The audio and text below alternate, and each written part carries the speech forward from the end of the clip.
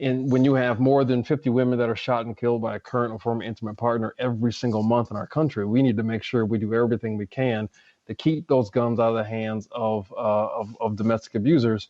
And when you think about it this way, the greatest predictor of future violence is prior violence.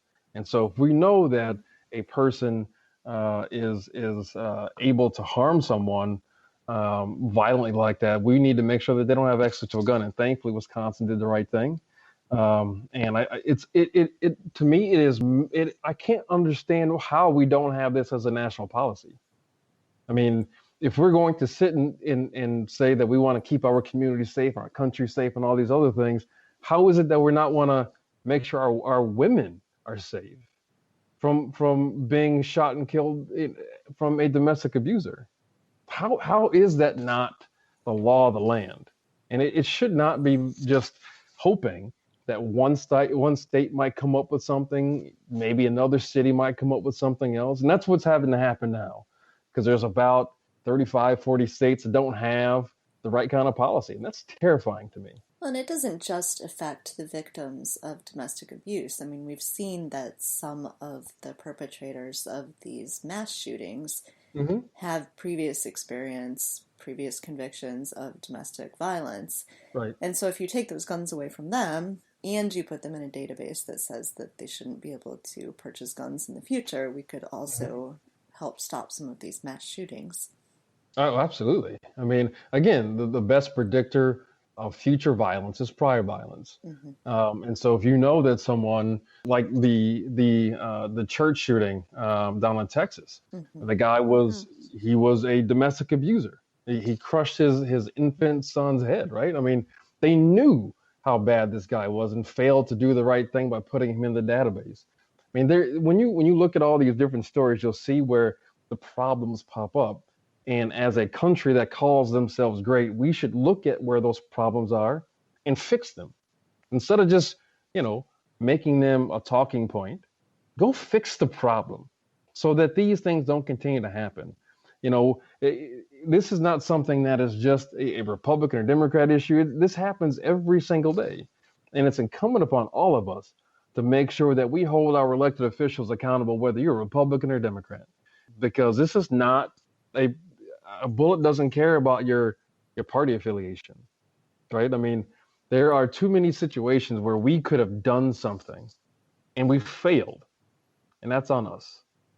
So one thing I want to make sure that we talk about a little bit is how, if any of our listeners are themselves survivors of gun violence, how they can get involved with Everytown, how they can find people like you to talk to. Sure. So one of my other titles is I am Wisconsin's Everytown Survivor Fellow. And what that means is that I go around and I'll meet fellow gun violence survivors. And it's not just gun suicides. It'll be from all segments of gun violence: mass shootings, unintentional child shootings, gun homicides, gun suicides, mass shootings, domestic violence shootings, you name it, gang shootings. I've met someone from every single one of those categories. And so what I do is I go meet these survivors all across the state. I've been all over the country to do this too. And I'll sit with them and I just get to know them and listen to their story. And I meet them in the space where they are. I don't assume that they are like me, who are willing to tell their story like I have, or go testify at a state hearing, go speak in front of Capitol Hill. I mean, I don't expect them to do those things, but if they want to, I'm going to help them get there. That's my job. Because I know, like, when there's a shooting, just think about this. The news might show up, family and friends are going to show up. You might get some first responders that'll show up. People are going to bring you food for a couple of days. Then all of a sudden, the stuff stops. And you're left to your own devices by yourself, racked with pain and depression and guilt and grief. Now what do? Who are you going to talk to?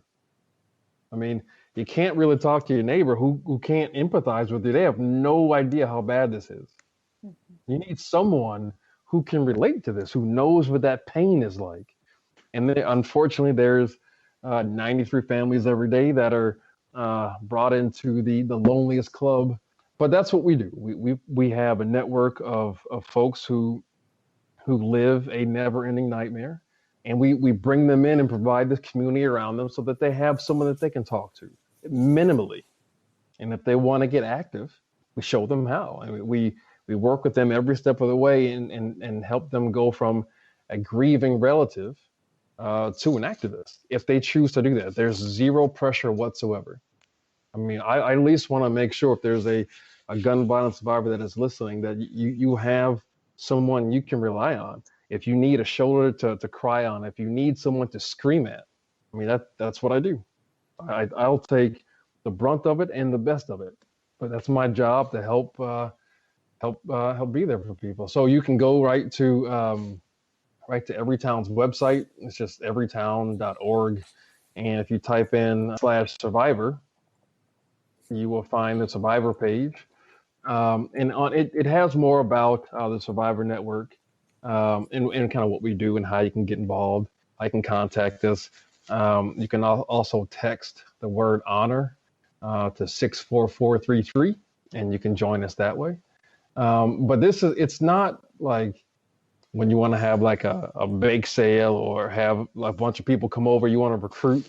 This is not recruiting in that kind of sense. This is more of saying that this opportunity, this community is there for you.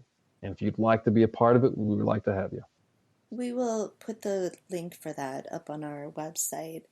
And I'm so glad that that exists. My uncle committed suicide. So I never knew my uncle, but he committed suicide before I was born. And, it was something that my family just never talked about. Right. My grandma lived to 90, and I'm not sure I even remember her ever saying his name. My dad found him in the house. I don't think my dad's ever talked about it with me. And so it's something that, it's clearly something that they kind of bottled up inside and just tried to pretend hadn't happened. And, I think it would have been really healthy and good for them to have, reached out for something like that. But that sort of thing didn't exist then. So I'm so glad that it does now. And I hope that if we have listeners who are hearing this, that they will reach out to this network. Yeah. So again, my dad and I don't think I mentioned this part in the beginning, but my dad and I only have talked about my mom twice. So while my mom shot and killed herself, his wife did too. So we both have lost something. And then, it's that idea that, if you shoot and kill yourself or you complete suicide in a different way, that the problems go away. They don't. They just get left burdened on the rest of us that survive.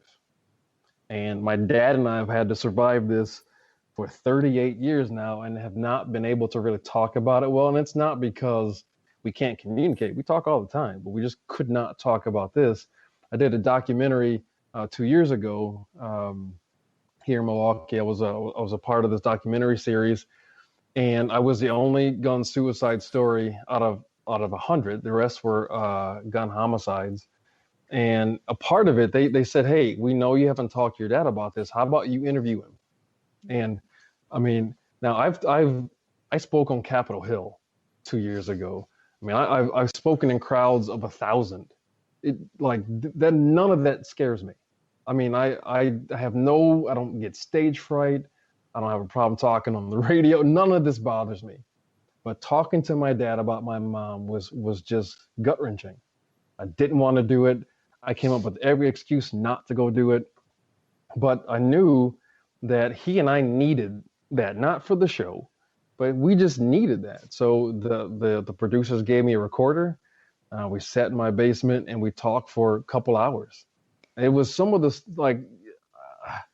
I don't need to go into all of it, but it was incredibly painful and uplifting at the same time. Because I knew my dad was hurting, and I knew he wanted to talk about it, but there was no real avenue for he and I to do that. But when you don't have that ability to talk to someone, especially someone who can relate to you,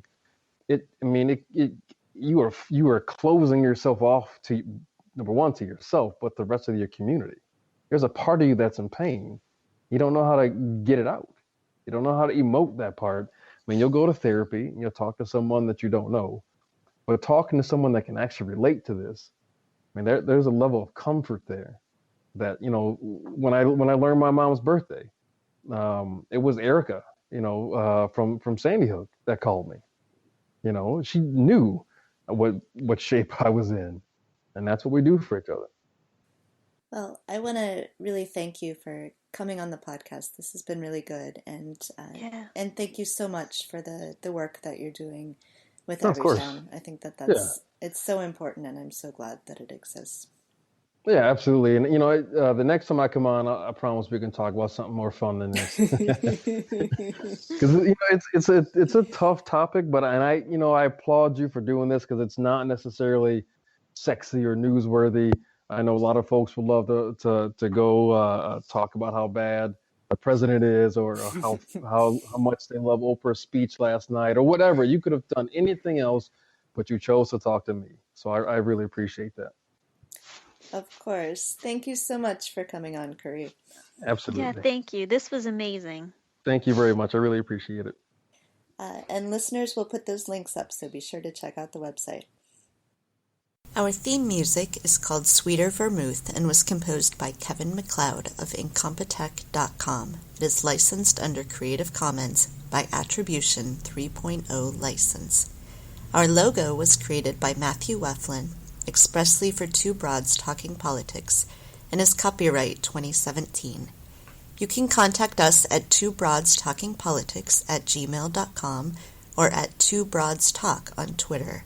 Our podcast can be found on iTunes, Stitcher, Google Play, and TuneIn.